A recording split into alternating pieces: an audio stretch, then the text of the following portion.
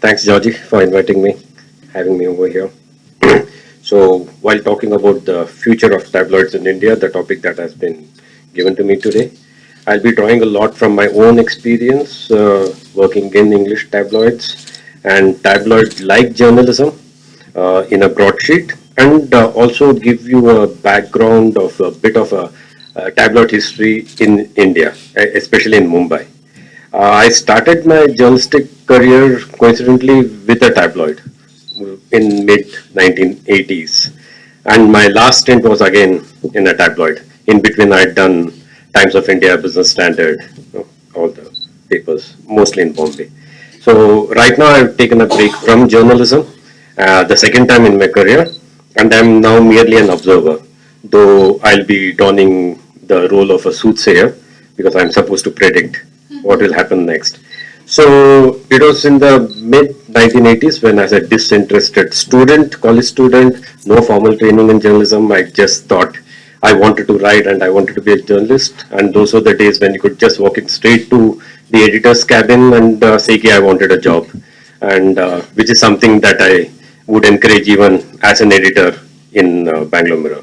So, so those days I walked into and there's a newspaper called The Daily, run by this charismatic Rusi Karanjia, who was better known across the country for his other weekly tabloid, which is Communist Blitz. Yeah, Blitz was very well known then. So, but Daily was a Bombay morning, a tabloid, and was tabloid to the core, like sensational headlines, giving a spin to the story, and yeah, juicy gossip, and hitting below the belt, just the way only Karanjia could.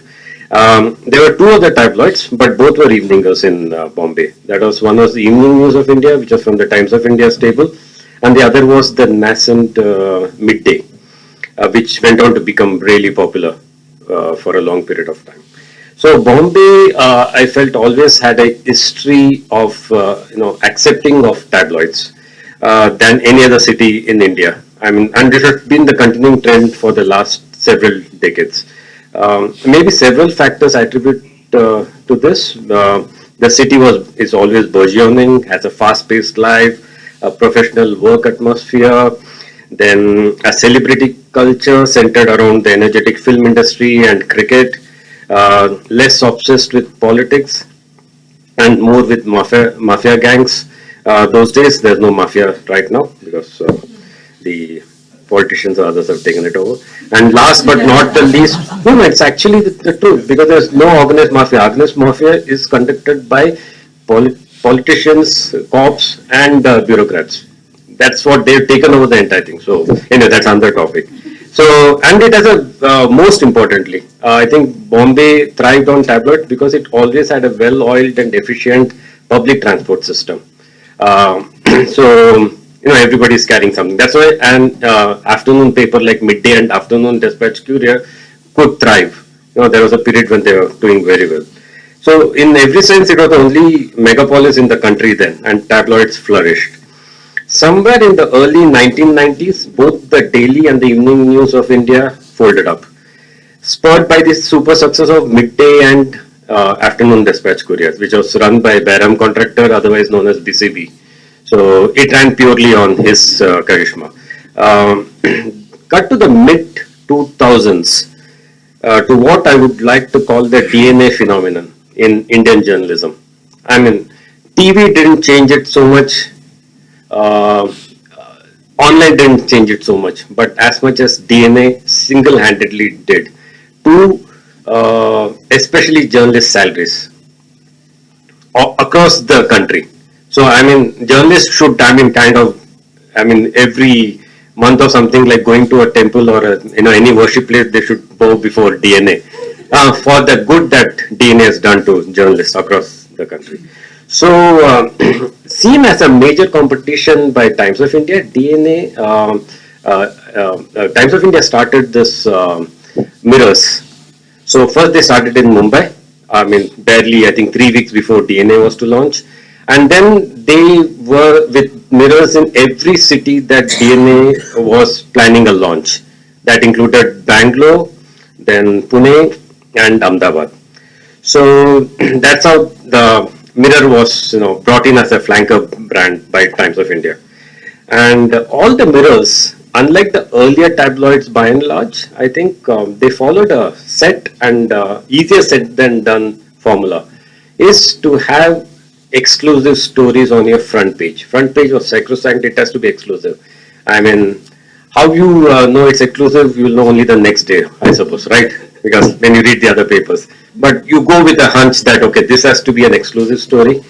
And that's the way they would that's the way it was planned. And Mumbai Mirror successfully does it even today. The other mirrors are just managing to stay afloat. So, in the case of Bangalore Mirror, it has gone through a roller coaster ride. After the launch, for a period of 10 to 9 to 10 months, it was given free with Times of India.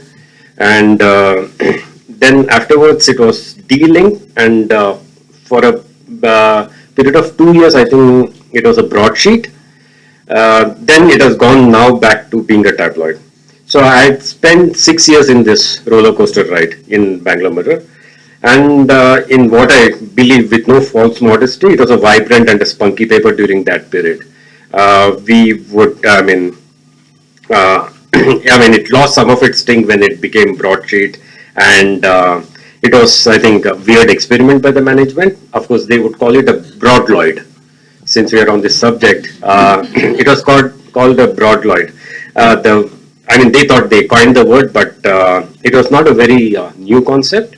DNA tried to be a broadloid when, during, I mean, even then it tried to be a broadloid and was fairly successful, though it lost its way now.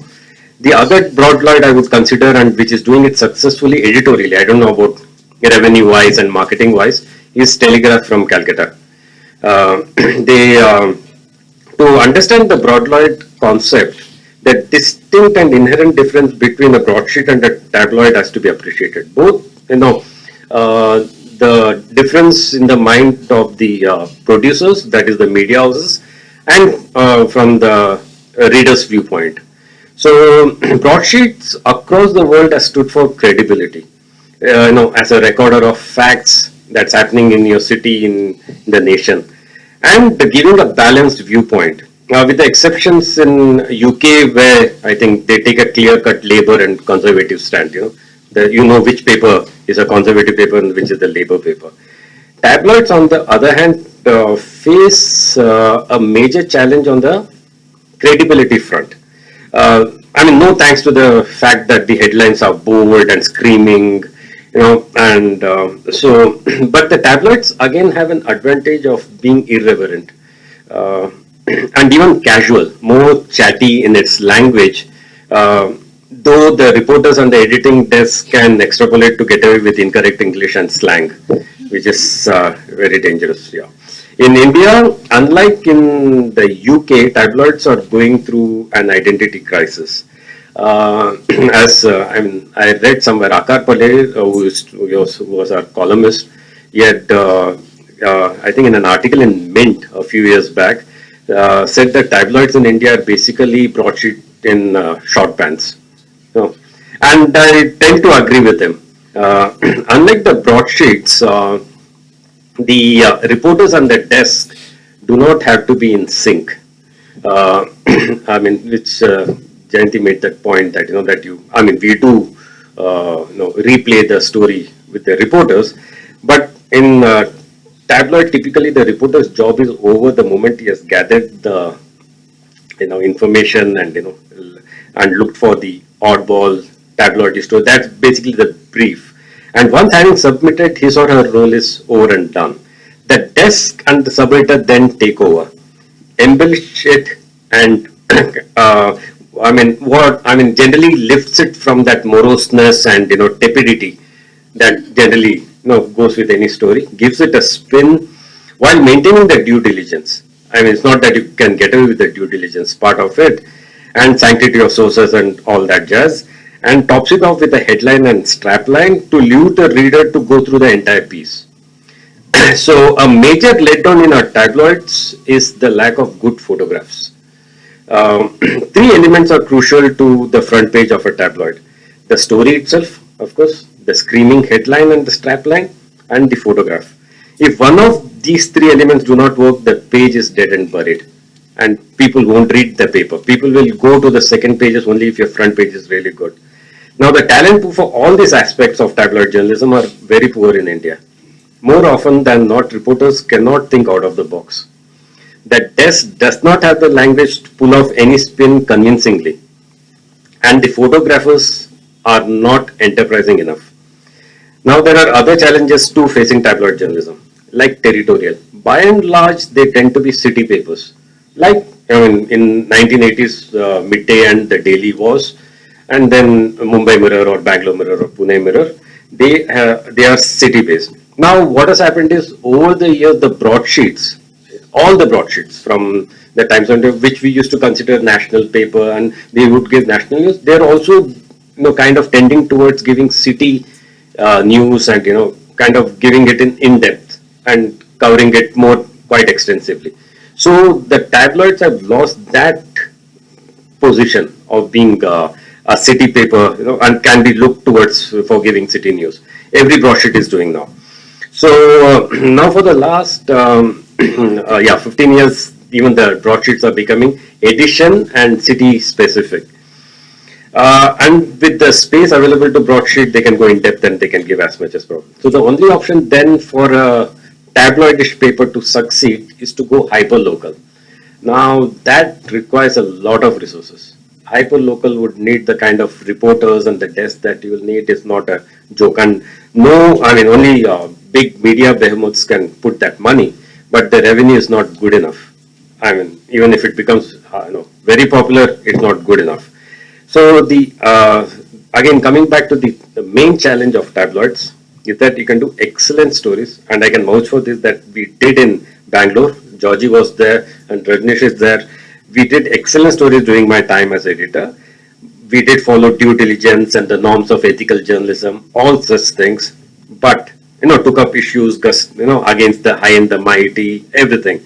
But there's always a lurking hesitancy among readers, and those who are not picking up the paper, the non-readers, and especially in the South, to subscribe to a tabloid because of the yellow journalism tag associated with it. And I think that I wonder if it has to, the compactness of it is the best thing about it, of a tabloid. But in that compactness, what happens is in the same section, you have to include your entertainment, gossip, everything. So the guilty pleasures are part of the tabloid format, right? But unlike in broadsheet, you can palm it off as a supplement. So, you look very respectable as a Times of India, and then you can still give your Bangalore Times and Bombay Times separately. So, I'm not doing it, they are doing it, though it may be in the same paper. But in tabloid, everything is packaged together and it's given. So, probably the tabloid has to straddle both worlds, and that's why it's kind of, hurting its credentials. So, now with the onslaught of, these are good examples actually, the Sun, the Mirror, Daily Mail. Now all these people have, they have a character. So for a tabloid, you should have its own character. One is the editor has to be there. Editors should be seen in the pages. The character of the paper then. And then almost every page, if you see the Daily Mail, Sun and Mirror, will have at least 2-3 pages attributed to a personality. The personality will be writing a column in those pages. So people come for that again and again. So that kind of thing, you don't see it happening in India as such. So, so with the, and most of them now I think become big online. So most of the revenue again especially in the case of Daily Mail, which is the most popular online site, I think, news site, and in the world, it's much more than any other paper. So Daily Mail gets like great revenue online. It's got its own traffic. It's not dependent on Facebook or getting through YouTube or Facebook. It has got its own traffic, or it doesn't go through influencers. It itself is an influencer. So the future of print journalism itself, I think, looks very tough in India. Okay, and it will be even more so for tabloid because of, I think, purely credibility which has to do with nothing but its shape and size, unfortunately. So, but somehow or the other, I don't know how it will happen. Print in these days, of fake news and kind of governmental, trying to push promotion that they do. It's important for print journalism to survive, and because that's the only way where you get a kind of a balanced view, and then there are many players. So how it will happen is like anybody's guess, but tabloid journalism, I think, is not. The thing is, I feel that somehow the days of big bucks in print journalism, like Times Group, I think the profit itself will be 1,000 crore. Those days are gone. So I more and more people nowadays will talk that paid journalism is the way to go for revenue. Okay, you may still have news, but paid journalism is the way to go, even in respectable papers. I mean, that in that sense, I would appreciate the Times Group, because when they do Bangalore Times and Bombay Times, it's very clearly written that it's paid news. It's like sponsored. They are very upfront about it. I feel that most people aren't upfront in that sense. So, yeah, I think I made my point. I think. Yes. Thanks. Mahesh brought back memories of Blitz and the Daily, which I used to read avidly. I and my mother used to fight over who would read them first. Rusi Karanjia was a very colorful personality, very dynamic, charismatic. He had its own, but there were a lot of contradictions in him. A leftist, but a big friend of the Shah of Iran, and that made him and his paper an enemy of Ayatollah Khomeini. Yeah, I mean, that was fundamentalism that had to be opposed, but the Pahlavi dynasty was a dynasty after. They were not elected leaders. Well, my question is this. Nowadays, there are several TV channels that are accused of peddling tabloid news. So, is this a compliment or an insult to tabloids? It's insult. It's totally an insult. I think it's like uh, what do you say? I think I wanted to give an example. So, I think TV journalism, by and large, is right now the way they are going about it. When you see Indian TV channel, they have spoiled the name of journalists, and it's very tough for even general journalists to it become very inimical, the public towards media. That's thanks to TV journalism. It's not doing anybody, tabloid or print, any good. So, are you saying that tabloids are more responsible? I think so, of course. I mean, you have to be in print, especially you have to be, and in India, especially. See, in the UK, the tabloids, they have some big team of big lawyers. We can't afford it. The same Times lawyer who is working for Times case is working for us. There are two people in the law department in Times of India. The same chap has to run to Hubli also if there is a problem there, and come here. Vijay Karnataka case also he is fighting, and Mirror case. So you have to take the due diligence, right? So in that sense, we can't do a few things, which the other tabloids are traditionally supposed to do. We are very careful about writing, and we have to go through the due diligence and the other aspects of regular journalism. Yeah. Sir, I say that tabloids are the broadsheets wearing shorts. I didn't Akar did, and I agree with him. And in UK, all of them, the respected Time and most recently the Guardian, yeah, Guardian's become tabloid, yeah. So now it's a question of which is a better, whatever size shorts it is than the other, that's all. Yeah, no, but we can't compare ourselves with the UK tabloids because size. So therefore, in my teaching, I tell people don't use the expression tabloidization, because that was one of those short note questions. It's no longer tabloidization because everything is tabloid for a functional reason, because everybody needs to read it on a metro train. That is the reason why the size has shrunk. It's not because of anything. No, actually, I feel that tabloid should thrive in this country because the public transport is improving. Is improving.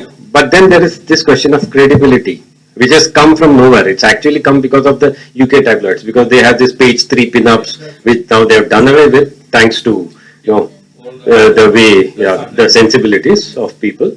So they've changed all that. But then they, like even Blitz had a character because they had the last page by somebody like Khwaja Ahmad Abbas.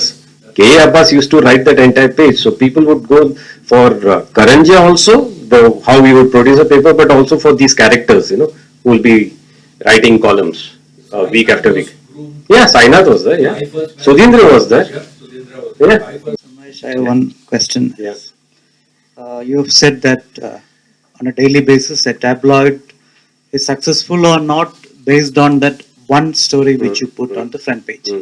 And now you have also listed the ingredients which goes into that, which is a great story, a great headline and photographs. Because I worked with you in Mirror, we've gone into many news meetings without any of these ingredients. Yeah. But at the end of the day, something you spot some story somewhere and then you develop that. Yeah. So, which we wouldn't have seen. Yeah.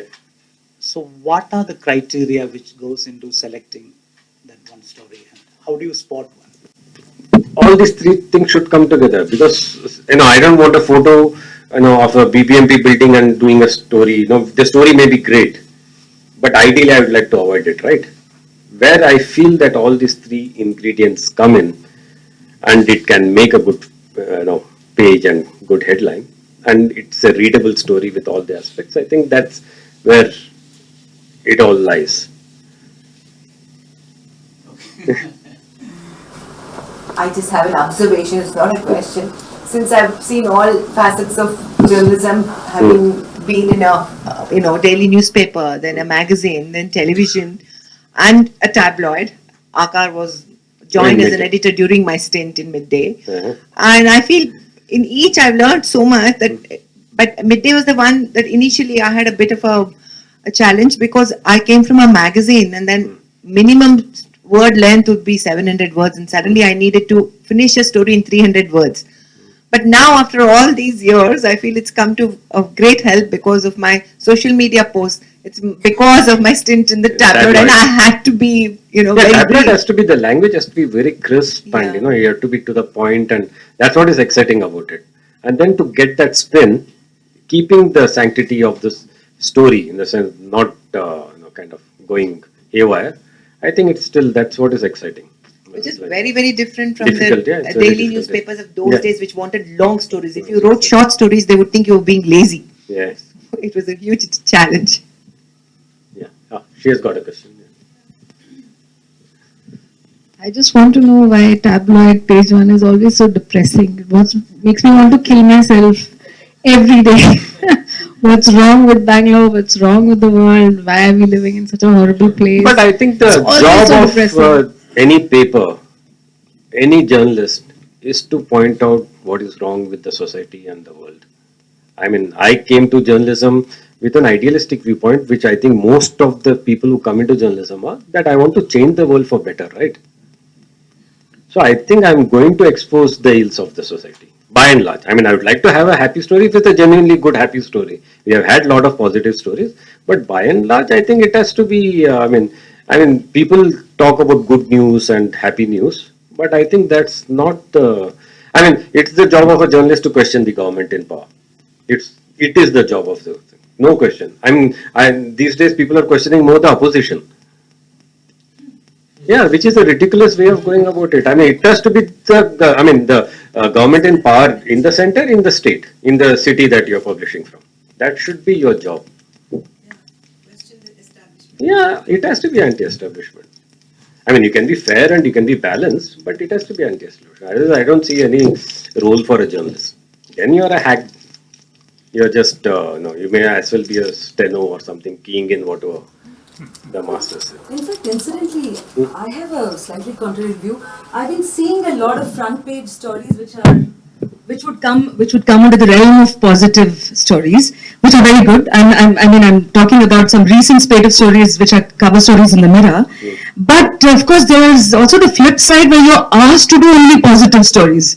Yeah, it does happen. Yeah. It does happen. Yeah, I it does. I know that it used to happen even during my time when I was there. But if you're giving 10 days of, kind of depressing story, you said, okay, let's get something, which is like, and positive story generally, for as far as I'm concerned, will be a human interest story. It's not a positive story that, this government is doing well. You're supposed to do well, right? I'm not going to give that story. They've created something great here. But by and large, my idea of positive story would be a human interest story. I think one of the best stories that I read, which is positive and human interest story, was this: after several years, the same batch of students who from Cottons and Josephs were fighting battling it out on the cricket field again.